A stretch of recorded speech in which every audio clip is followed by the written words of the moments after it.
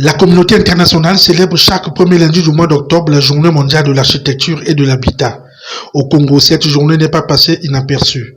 L'université Denis Sassou Nguesso, par le truchement de son Institut supérieur d'architecture, urbanisme, bâtiments et travaux publics, a organisé une conférence débat sur le thème « Réponse aux crises urbaines » afin de promouvoir des solutions pour les défis environnementaux et les inégalités.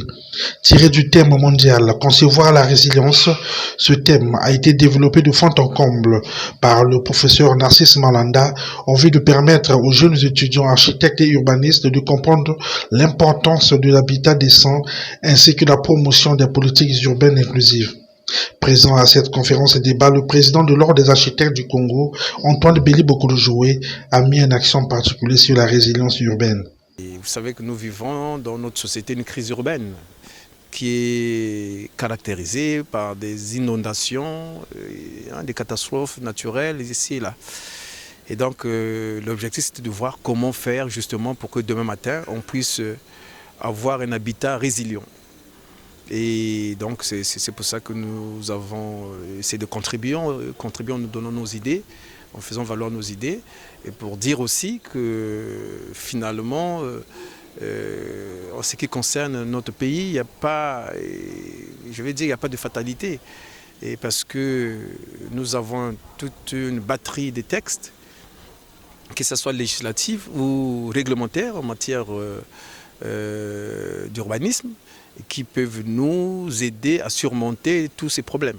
Pour dire que finalement, à quelque chose de malheureux bon, et ces catastrophes naturelles doivent nous amener à réfléchir comment trouver des solutions durables pour l'habitat des Congolais. Puisque vous voyez, on parle du mot résilience. Et c'est-à-dire que la question c'est de savoir quel type d'habitat qu'il faut dans notre pays.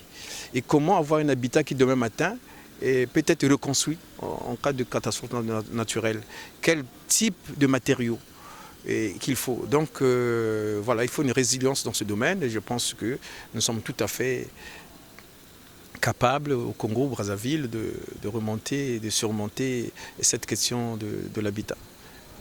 Au terme de cette conférence débat, certains étudiants se sont exprimés à notre micro. Compte tenu que l'habitat est un élément très important dans le milieu urbain parce qu'elle détermine le milieu de vie de tout un chacun. Et donc, par rapport aux crises de l'habitat au Congo-Brazzaville, l'habitat fait face à plusieurs problèmes, notamment des inondations, des érosions, des problèmes de salubrité et autres. Ainsi, par rapport à la conférence, nous avons appris quelques méthodes ou concevoir ou améliorer l'habitat, notamment l'aménagement par les acteurs principaux qui sont les architectes et les urbanistes qui pourront apporter des solutions pour régulariser la crise de l'habitat, notamment par l'organisation une organisation de la vie de façon plus durable en prenant en compte le volet économique, social et environnemental, ainsi améliorer la qualité de vie des habitants. En ce qui concerne les bâtiments résilients,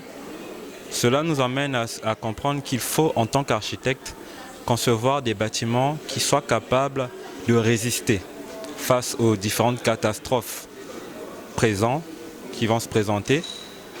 Mais pour cela, nous devons anticiper. Comment anticiper? À cela, il faudrait que nous soyons capables de mener des études par rapport au milieu dans lequel nous allons nous implanter, mais aussi choisir des matériaux qui seront capables de tenir face aux différentes catastrophes. Rappelons que cette conférence débat a pu orienter les jeunes architectes et urbanistes à s'engager et à créer un avenir urbain meilleur ainsi qu'une bonne réponse au changement climatique.